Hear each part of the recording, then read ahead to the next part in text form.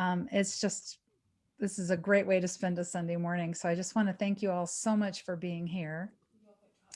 Today we are starting up our third week of Advent.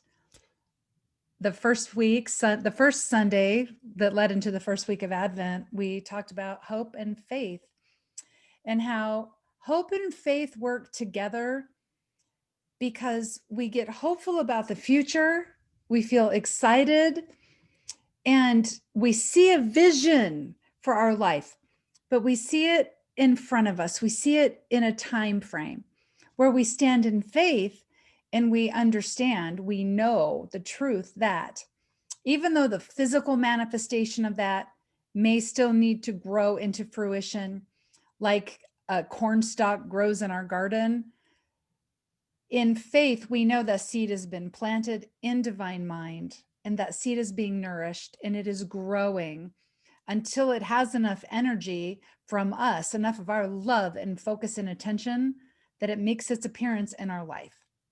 Okay, so that's hope and faith working together. The second Sunday, we started the week of peace.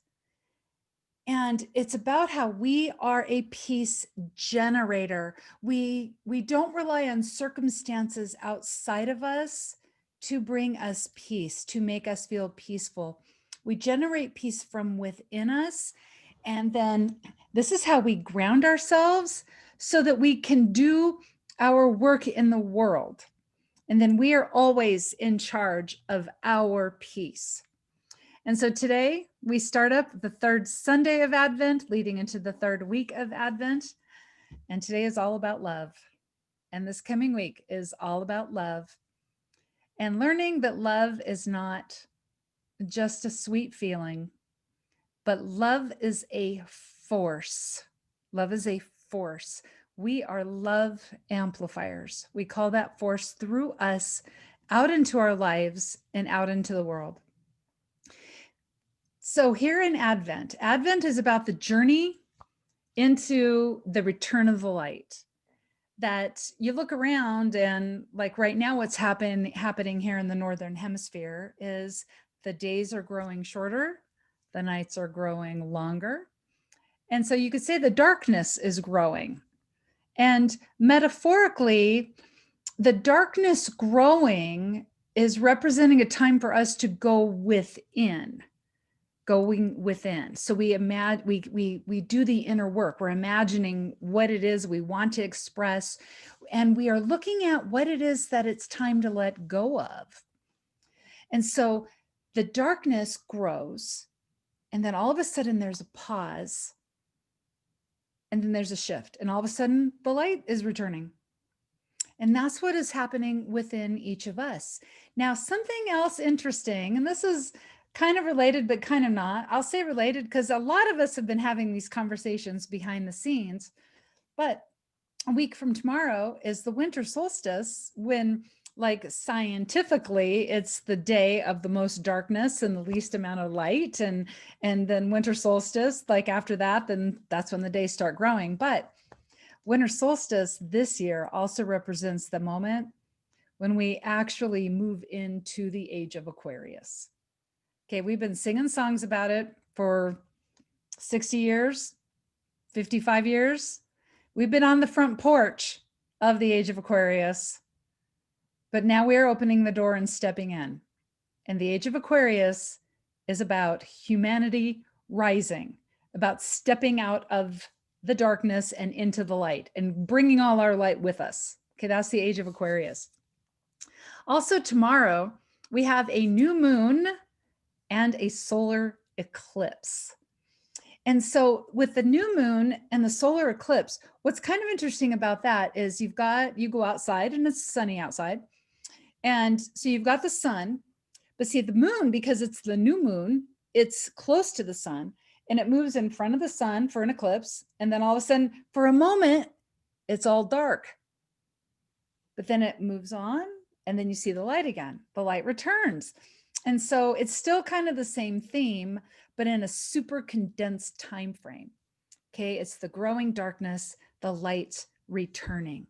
So we're using this time now to go within, to do the inner preparation, calling forth the truth of us, releasing what is not the truth of us, right? Healing our shadow. So we are doing the work of the soul and calling forth the light out into our lives. Now, the light represents God. The light is one of the most commonly used, abundantly used metaphors in the Bible for God. Okay, God is called light. And a lot of spiritual circles call God the light. And the light is the all, represents the all. Now, an aspect of the light is love. Love is the activity, where there's also different activities. There's the creative substance that's pure potential, but love is the activity of the all. Marianne Williamson said something really beautiful about love. Open your heart to love, and the way is made clear for you. Because love is an activity. Love is expansion. Love is expression. Love is forward motion.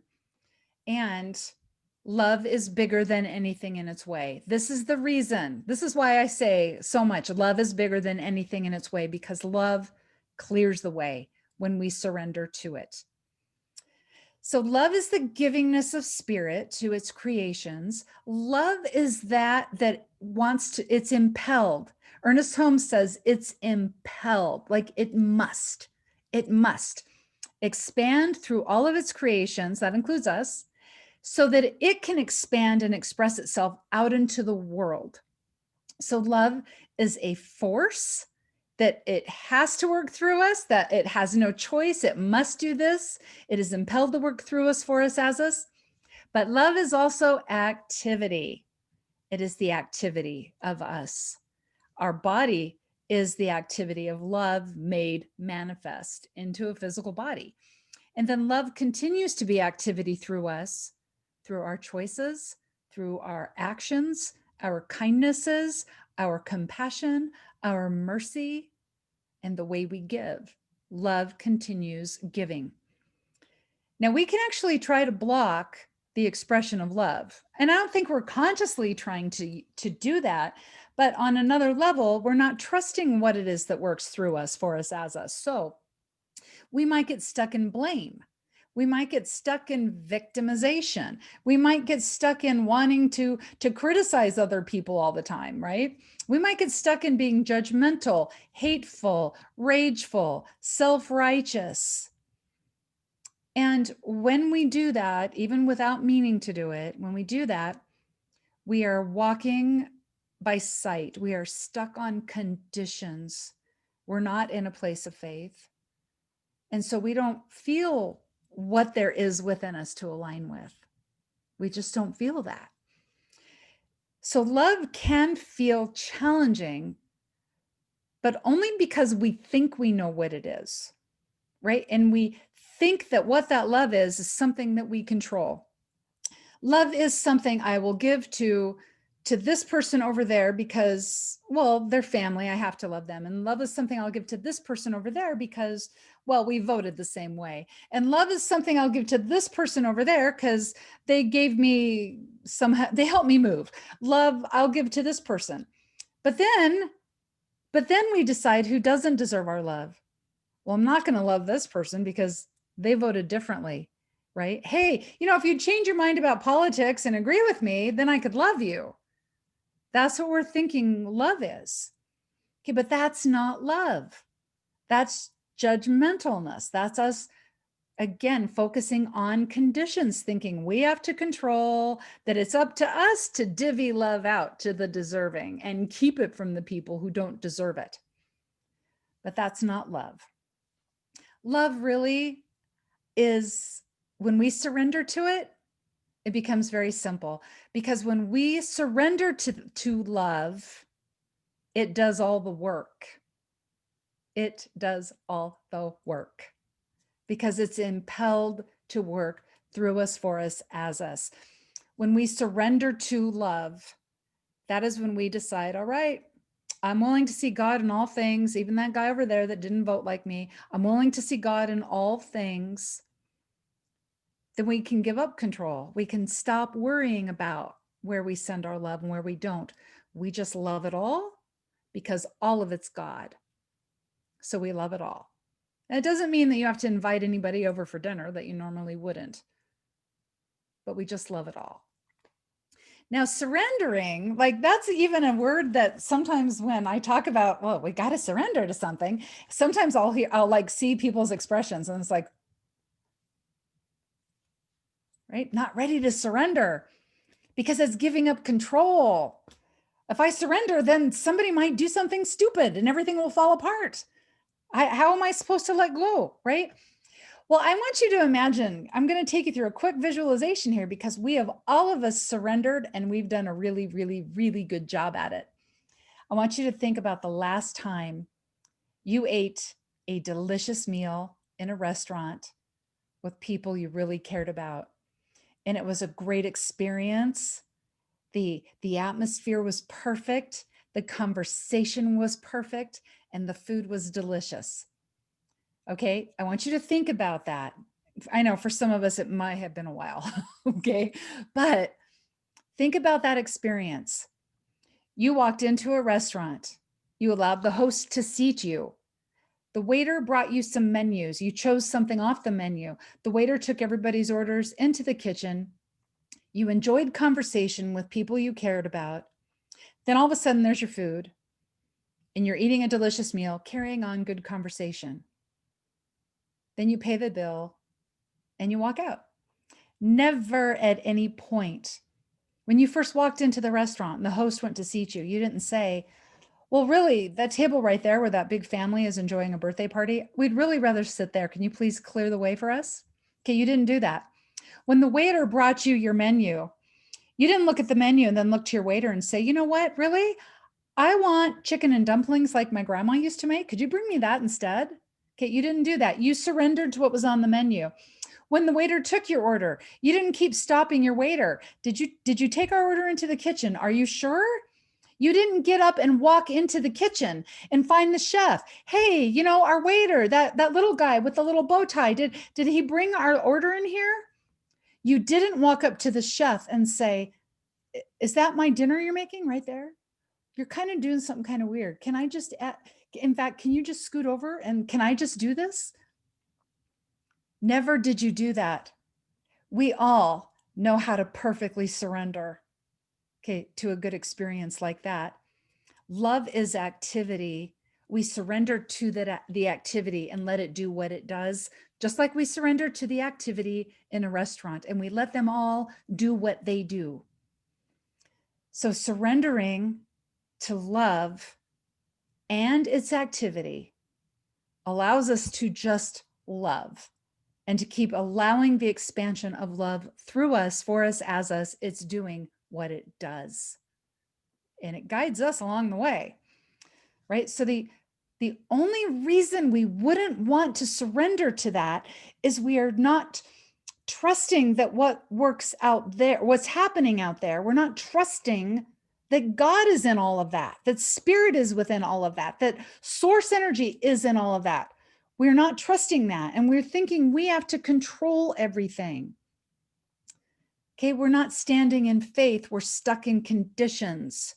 We're not trusting. We're not hopeful. We're not being a peace generator. We are looking out there and worrying and being doubtful. Okay, we're just not in alignment with the divine within us. That's it. That's all. We're just not in alignment with the divine within. Now, Jesus talked about love a lot. He talked about love a lot. In fact, he called it the greatest commandment, was all about love. The greatest commandment above everything else was all about love. But there's somebody else I want to talk about first. And as a teacher, he's a modern day teacher. He's alive and well right now. And most all of us know this teacher because he teaches around the world on love. And that's Don Miguel Ruiz. Don Miguel Ruiz, who most of us know from the Four Agreements. But you know, another book he wrote that was so great was The Mastery of Love. Okay, all of his books are great, but he teaches that We are responsible for calling forth the love through us. That often we put responsibility for us being able to feel loved, we put the responsibility on somebody out there. And then we tell them, well, you're doing this right. I'm feeling so loved today. But then what happens? Wait, you didn't do this right. I didn't like how you did that. I'm not feeling very loved, and it's all on you. But see, when we are constantly looking for somebody else to validate and make us feel loved, well, then we are always going to be looking for someone else to validate us and make us feel loved. It is not anyone's responsibility to ever make us feel loved. It's our responsibility to turn in. Now, I'll say the only way we're responsible for love for another human is when that's a little human, when that's a child. Okay, anybody who is a child, if there's a child in your life, okay, your own child or children of your friends, your nieces, nephews, grandkids, we are always responsible for loving that child in spite of their behavior. They're not their tantrum. They're not when they steal cookies or, shove things in the DVD player. Okay. We love them no matter what, because we're loving their little spark of divinity. And that's what allows them to grow up and feel loving, to feel that they belong, to feel that they are worthy. That way, when they go to Unity Church and their Sunday school teacher is going to teach them about love, they'll be like, well, I know that. Right? They just get it. Okay, but everybody else, adults, it's our responsibility to call the love through us first, so we can be truly loving to other people. All right? We are truly loving to other people when we call that forth. I'm not saying don't love other people because it's their responsibility to feel loved. It's our responsibility to call love forth through us. That's the only person we're going to worry about. We're not going to worry about anybody else, just us. We call it forth through us so we can send it out. Don Miguel Ruiz said, you can only perceive the beauty that lives outside you when you feel the beauty that lives inside you. When we call forth love through us, for us, as us, that is how we are able to express our authentic self. We can only be authentic when we are aligned with that within us. That's how we're able to love then everything, love all, because when we're authentic and aligned, we see God in everything. We see love in everything. We see source in everything.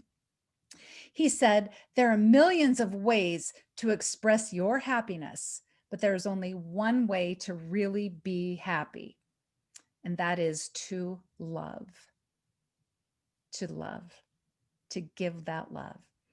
That is what we are here for. We feel the surge of love by being loving. That's when we are really feeling that love, because we are being loving. So we feel that strong surge.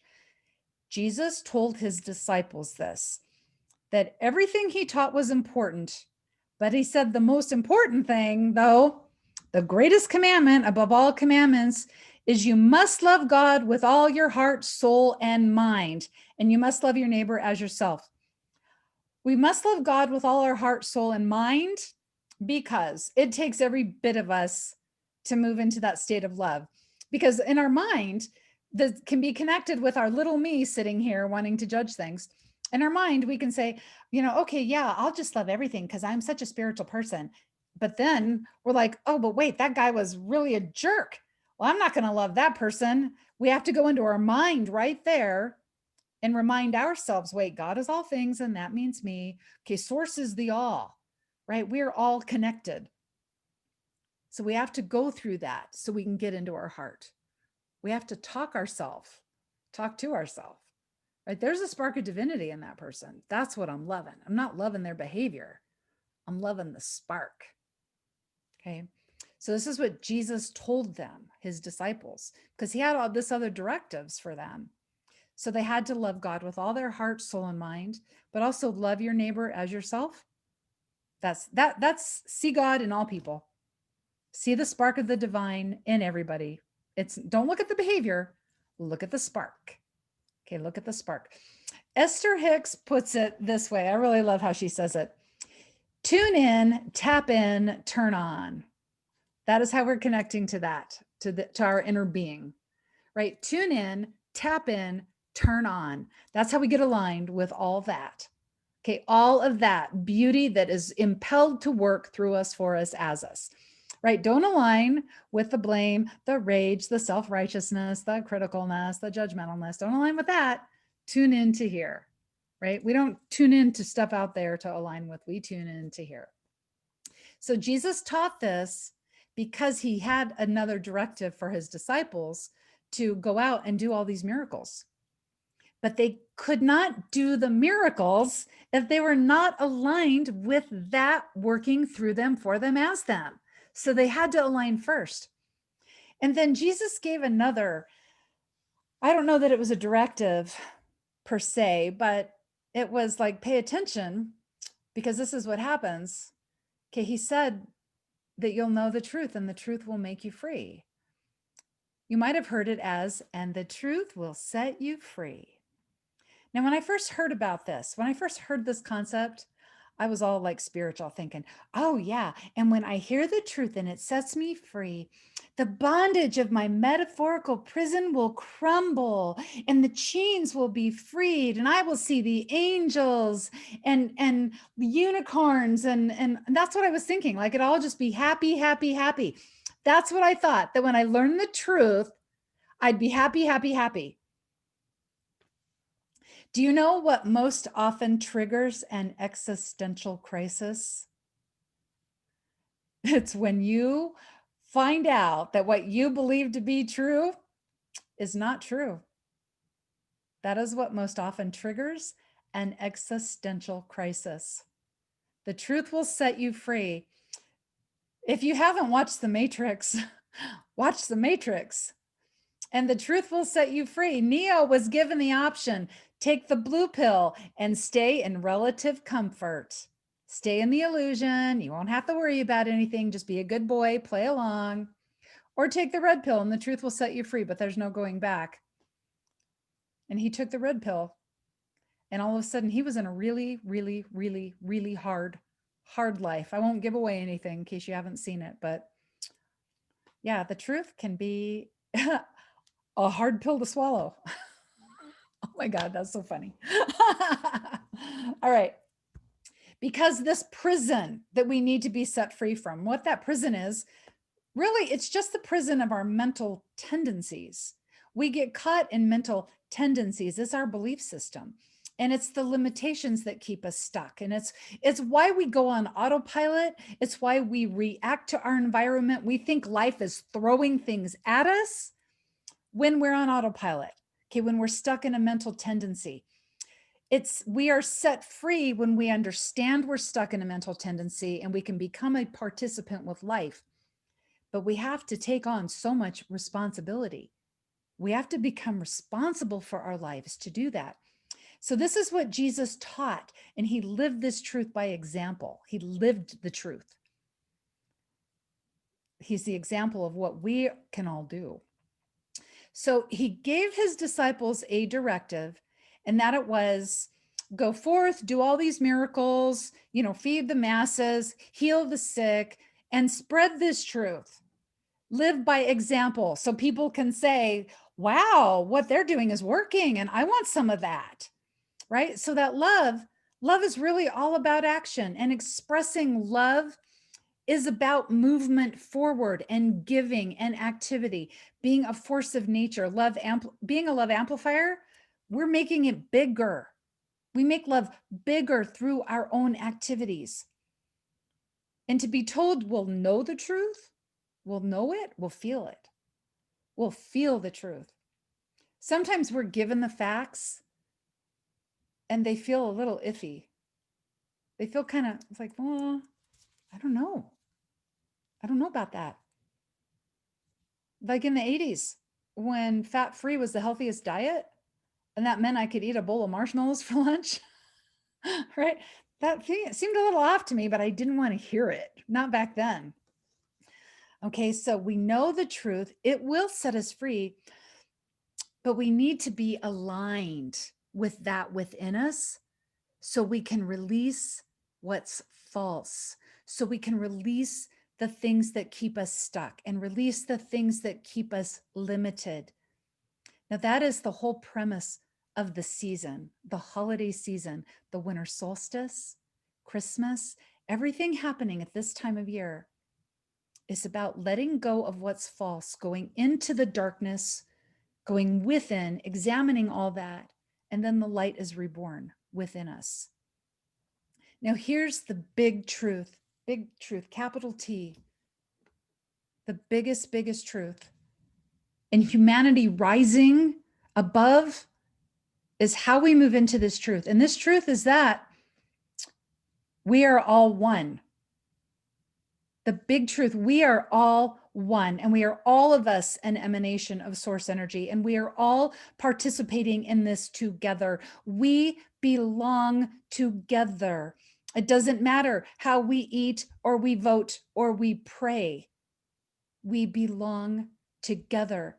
Okay, how somebody eats, votes, and prays, those are tiny truths. Those are personal truths with a little t. A little t. Okay, think about Ubuntu. I like to talk about Ubuntu. Ubuntu is the African philosophy. I am because we are. We grow in this truth by being in relationship with each other. It's how we learn to love the divine within, to look past the behaviors that annoy us, right? It's how we grow by being in relationship. Ubuntu is, how can one of us be happy if everyone is sad? Okay, what is in the one is in the whole. This is the big truth. We belong together, because this is how we learn about unconditional love. And this is how we bring a bigger love into the world. This is how we bring the big light to the game, by loving the God in somebody we used to call a them. This is how we do it. In Matthew, in the book of Matthew, Jesus says, "You are indeed the light of the world. Let your light shine before all mankind, so that they may see your good works and glorify your Father in heaven." In unity speak, this is, you are the activity of God in this world. Shine, show others that if you can do it, if you can love, if you can create, if you can call forth the good, if you can do it, then they can do it too. Right? The age of Aquarius, right? We are standing strong in our light, because that's the only way we can truly serve humanity, to stand strong in our own light first, so then we can be of service. Now, I know sometimes when we're shining our light, we don't always know that we're affecting other people. And that's okay, because we're shining our light. We're doing our very best, right? Another big truth from Don Miguel Ruiz: always do your best, always bring as much light as you can. And that will vary from day to day. Okay. But you know what, like a candle, we keep on giving.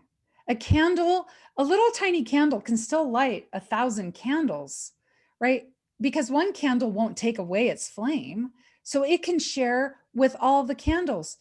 And we had a really beautiful experience of that at our summer solstice. My vision for the candle was like, we had a big pillar candle, and then myself and the board and our team, we lit little candles from the big candle, and then we walked out to everybody else and we're lighting candles. Now, my vision, of course, was that it would be really easy, but big truth came into that night, right? And that sometimes it's our candles get blown out. It was windy. And it took us probably 15 minutes to finally we kept relighting our candles on each other. We had to keep doing that. But all of a sudden there was a moment we all stood there holding our little candle, and we were all lit up at one time. And that is what's happening right now in this moment. Right now, this moment on this planet is supporting us getting all of our candles lit up at one time. And so it's through the practice of unconditional love, loving God with all of our heart, our soul, our mind, loving our neighbor as ourselves. This is how we are bringing more love into the world. So we do this, and we sacrifice that thing keeping us from doing that. We let go of that thing that's keeping us from acknowledging the big truth. Wow, we are all one. We are all connected. What is in the one is in the whole. This is why Marianne Williamson saying, open your heart to love and the way is made clear for you, because love is a force. Love is a force. Through the practice of this unconditional love, we are love amplifiers. What do amplifiers do? Boom, they amplify things. And through the cycle of giving and receiving love, giving and receiving, that is how we create heaven on earth. So until next time, remember, you are the divine activity of God on this planet. You are the heart and the hands of Source in this world. You are divinely designed to do all of this. Divinely designed. In everything you do, you are blessed. And so it is. So it is.